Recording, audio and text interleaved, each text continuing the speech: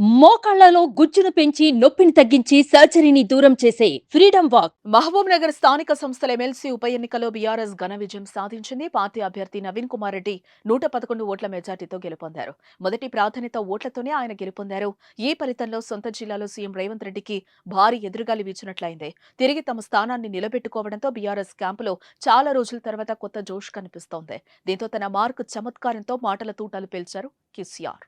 ఉమ్మడి జిల్లా స్థానిక ప్రజాప్రతినిధుల ఎమ్మెల్సీగా ఉన్న కసిరెడ్డి నారాయణ రెడ్డి గత నవంబర్లో జరిగిన అసెంబ్లీ ఎన్నికల్లో పార్టీ మారటం, కల్వకుర్తి ఎమ్మెల్యేగా గెలుపొందడంతో ఈ స్థానం ఖాళీ అయింది. దీంతో మార్చి 28న ఎన్నికలు నిర్వహించారు. బీఆర్ఎస్ తరపున నవీన్ కుమార్ రెడ్డి పోటీ చేయగా, కాంగ్రెస్ పార్టీ నుంచి మన్నే జీవన్ రెడ్డి స్వతంత్ర అభ్యర్థిగా సుదర్శన్ గౌడ్ బరిలో నిలిచారు.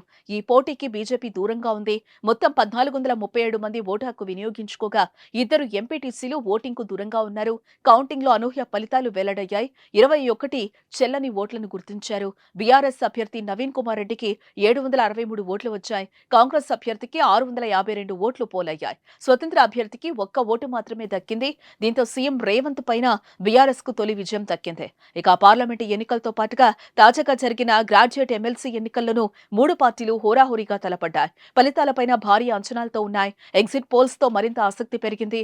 దీంతో ఇప్పుడు 4న వెల్లడి కానున్న ఫలితాలపైన రాజకీయంగా ఉత్కంఠ కొనసాగుతోంది. ఒకటే మాట నేను మీకు చెప్తా ఉన్నా, దేవుడిచ్చినటువంటి ఆయుష్ నాకు ఎంతవరకు ఉంటే అంతవరకు 100కు 100% చివరి శ్వాస వరకు కూడా తెలంగాణ కోసం పనిచేస్తే తప్ప ఎట్టి పరిస్థితుల్లో విశ్రమించే ప్రశ్న లేదు.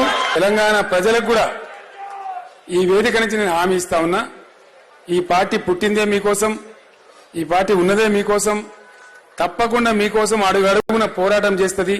అయితే వాడోడు వీడోడు పాపం అవగాహన ఉన్నోడు లేనోడు బీఆర్ఎస్ కథమే చేస్తాం బై మోకాలంత ఎత్తులేనోడు కూడా మాట్లాడుతుంది. సుమన్ టీవీలో మీ పర్సనల్ అండ్ బిజినెస్ ప్రమోషన్స్ కోసం కింది నెంబర్కి కాంటాక్ట్ చేయండి.